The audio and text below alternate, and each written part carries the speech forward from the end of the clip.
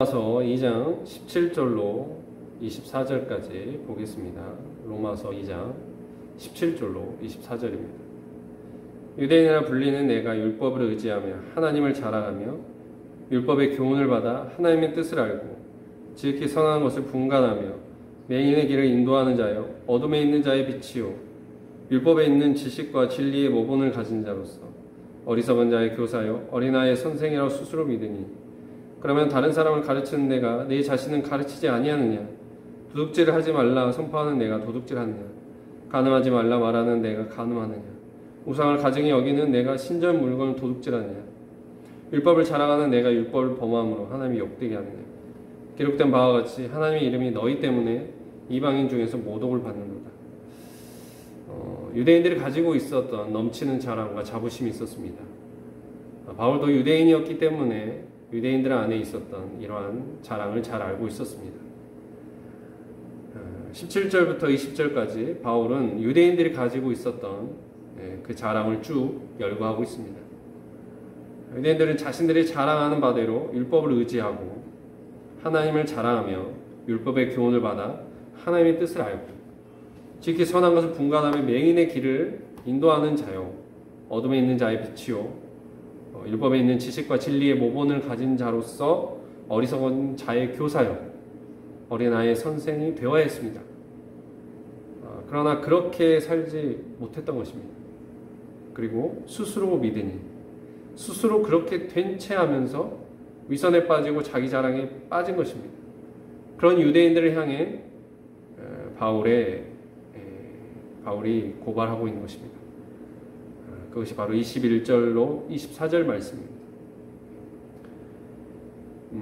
바울이 유대인들을 향한 첫 번째 고발은 바로 이것입니다.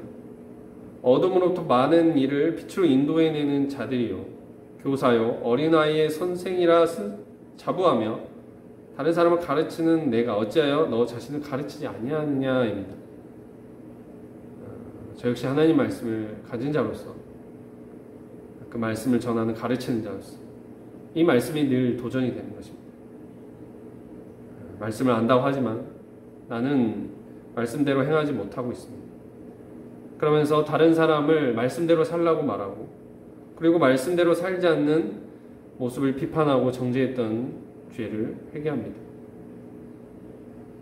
말씀을 가진 자가 다른 사람은 가르치면서 정작 자기 자신을 가르치지 않았던 모습을 깊이 반성하고 회개해야 합니다. 그리고 신앙의 위선들을 회개해야 합니다. 바울의 유대인들을 향한 두 번째 고발은 신앙의 위선에 관한 것입니다. 21절에서 22절에 유대인들 안에 있었던 신앙의 위선을 바울이 고발합니다.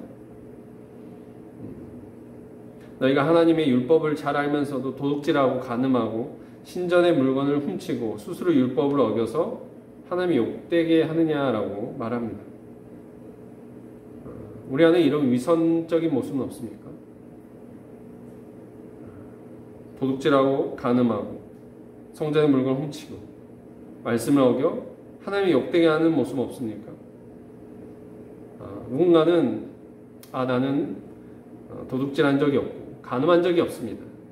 성전의 물건을 훔친 적도 없습니다. 말씀을 어겨 하나님이 욕되게 한 적도 없는 것 같습니다. 라고 말할지 모릅니다. 그러나 우리가 실제로 누구의 것을 빼앗고 도둑질하지 않았다 할지라도 우리 안에 누구의 것을 빼앗아 자기를 채우려는 탐심을 가지고 살고 있다면 그것은 도둑질입니다. 십계명의 마지막에 탐내지 말라고 있습니다. 마음의 탐심을 갖는 것 이게 죄이고 도둑질입니다. 우리 안에 탐심을 가지고 얼마나 많은 도둑질이 있습니까? 먼저는 하나님의 것을 도둑질하는 모습은 없습니까? 말라기서 3장 보겠습니다. 말라기서 3장 8절로 9절 사람이 어찌 하나님의 것을 도둑질하겠느냐 그러나 너희는 나의 것을 도둑질하고도 말하기를 우리가 어떻게 주의 것을 도둑질하였나이까 하는도다. 이는 곧 11조와 봉헌물이라. 너희 곧 온 나라가 나의 것을 도둑질하였으므로 너희가 저주를 받았느니라. 우리가 가진 모든 것이 하나님의 것입니다. 우리는 단지 하나님 것을 관리하는 청직입니다. 그런데 이것을 알지 못하고 이것이 나에게 온 것이 내 것인 양 착각하고 살고 내 것으로 삼으려는 탐심을 가지고 도둑질하며 살아가는 것입니다. 우리는 이 탐심을 물리쳐야 합니다. 하나님의 것을 도둑질하지 말아야 됩니다. 우리에게 주신 물질에 대한 11조, 감사의 헌물은 잘 구별해서 하나님께 드려야 합니다. 내가 받은 것은 하나님께서 주신 것입니다. 이것을 구별하여 드리고 하나님께 드려야 합니다. 이 신앙의 행위를 잘하는 자가 하나님께서 축복하시는 자입니다. 그렇지 않고 하나님 것을 도둑질하는 자에게 저주가 임한다고 이 경고를 우리가 잘 새겨 들어야겠습니다. 믿는 자가, 하나님을 아는 자가 하나님의 것을 도둑질하고 그리고 간음한다는 거예요.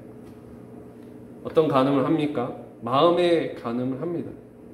예수님께서 간음을 말씀하실 때 마음의 음욕을 품는 자마다 이미 간음을 하였다고 하였습니다. 우리가 얼마나 많은 간음을 행하고 있습니까? 우리 안에 영적인 간음의 죄가 얼마나 많이 있습니까? 사랑해야 할 일을 마땅히 사랑하지 아니하고 다른 일을 사랑하는 것이 간음이죠. 남편과 아내를 예로 들면 서로가 서로를 사랑해야 하는 관계입니다. 그런데 다른 남자, 여자를 마음에 품는 것이 간음이죠. 이와 마찬가지로 신앙함에 있어서 우리가 하나님을 사랑하고 하나님의 사랑을 마음에 품어야 할 자녀된 우리가 하나님이 아닌 다른 것을 사랑하고 다른 것을 마음에 품고 살고 있지는 않습니까?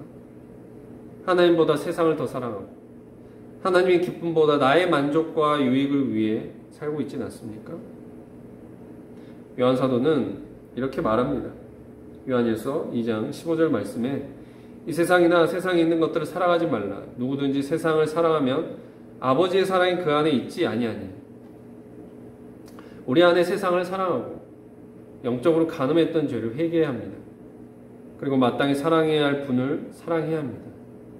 죄인된 우리에게 자기 아들도 아끼지 아니하시고 모든 것을 희생하시고 섬기신 사랑의 하나님을 사랑해야 합니다. 예수님께서 내 마음을 다하고 목숨을 다하고 뜻을 다하여 주 너의 하나님을 사랑하라고 말씀하셨습니다. 이 말씀처럼 우리가 마음과 뜻과 정성을 다해 하나님을 사랑하고 하나님께 예배하는 자들이 되길 바랍니다. 이렇게 율법을 범하는 명백한 죄가 있음에도 자기의 깊은 죄를 보지 못하고 그 죄를 회개치 아니하고 스스로를 의롭다 여기는 유대인들을 향해 바울은 너희 때문에 하나님의 이름이 이방인 중에서 모독을 받느니라 라고 말씀하고 있습니다. 예수님께서 산상수훈의 말씀 가운데 너희는 세상의 소금과 빛이라는 말씀을 하셨습니다.